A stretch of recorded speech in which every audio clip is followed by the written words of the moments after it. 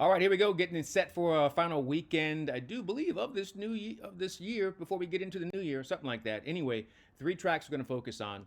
Three very interesting races. All right, let's get started and let's go to Gulfstream Park. Got a thing called the Grade 3 Mr. Prospector. And the reason why I think this is interesting, because you got some horses here that you are familiar with, right? That we know exactly, well, not exactly. We have a general idea what they're going to offer, right? Mr. Prospector, 7 furlongs, Grade 3, Gulfstream Park, Saturday. Why to Barrio? We know you, even money to the inside. It's a really good horse. Not sure how this one's going to perform off the layoff. Probably should be fresh for Safi Joseph. Then you've got Knightsbridge, controlling speed for Bill Mott. Okay. Wound Up's got some speed. Super Child, a little bit of speed. Lethal Speed, that's interesting because you don't have any. The 6, Hold My Bourbon, Route Speed, Turning Back. Those are always intriguing going 7 furlongs. Play Me a Tune, Closer, needs some serious help. Great Navigator, Presser, Stalker can pretty much be wherever they want to be. You know, there's a little bit of speed in here. We've got a big favorite that's going to be controlling the pace. The other favorite's going to be making the movement off the pace. A very classy horse, but you know me. I'm not messing with that chalk. Let's go Play Me a Tune. Johnny V in the irons again. Maybe he has learned after the previous 2 times he's been able to ride this individual on the turf and on the synthetic. Now they'll go to this main track situation here at Gulfstream Park. And you know what? I like them a lot. I think they'll get something to run at. And I think this horse obviously is a really consistent closer. And we get great value. I'll take Play Me a Tune all a day in the Grade 3 Mr. Prospector coming up this weekend. Then we go to Oaklawn Park. Let's go to Oaklawn, shall we? We're going to go take a look at a thing called the Year's End Stakes.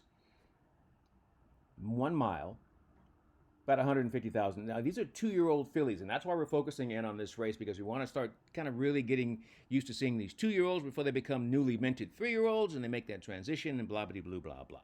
All right, in this particular race, you got Kaboom to the inside, closer. You know, Copper Wind has some speed. Scott's Law has some speed. Fizzy Lass, we'll see if they show some speed on the stretch out. Paving, closer.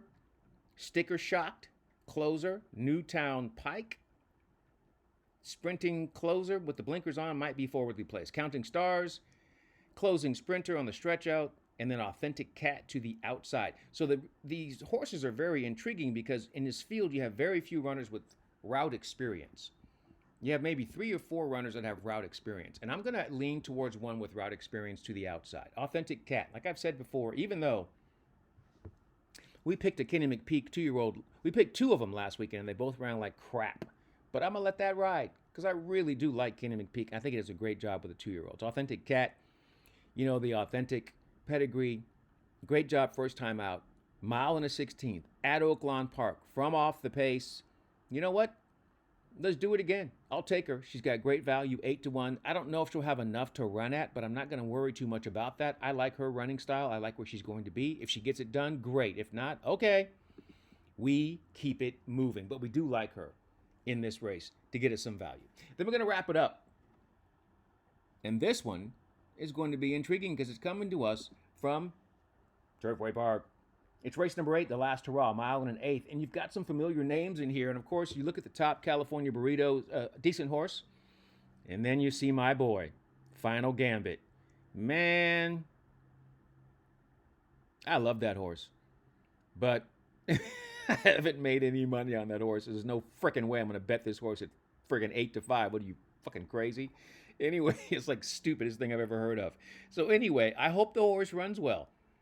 You know what I mean? Like he finally gets a chance to go back to the synthetic, the place that he showed that he can really do his thing. Let's see if he can get back into it. He might be ruined already. So what I'm going to do is take a chance on a runner that I think has room to improve, right? Final Gambit has shown us everything he's going to show us. Maximum Promise still has some room to improve, and it's the rider that I can never catch. But I know one thing about Julien Laparoux. I'm only going to play him when he's on a price. I don't mess around with him on the favorite. But I'll play him on Maximum Promise, making the move from off the pace. I liked the run last time out, and it wasn't that long ago, so they're coming back, you know, relatively quickly, 3 weeks ago. Going 1.25 miles at Turfway. They were closing a little bit. We'll see if they can get a better run here as they come back to Turfway, and I'll take that price, 12-1? Yeah, man. Because look at this. Why would I go with Final Gambit when the horse, he's only worth picking at a price? You can't bet horses that haven't won in 5 or 6 starts 8-5. You just can't do it. If they win, you're like, all right, good for you. I can't mess with that. So I'll try to beat them with maximum promise. All right, those are the selections. 3 races coming up this weekend, and then we'll get into our final couple of shows for the year before we turn the page and get set for the madness coming up next year. In the meantime, in between time, until next time, that's how we do it here on Horse Race Bets. I'm Ken Rudolph. We'll see you again, and until then, good luck and enjoy whatever you're into.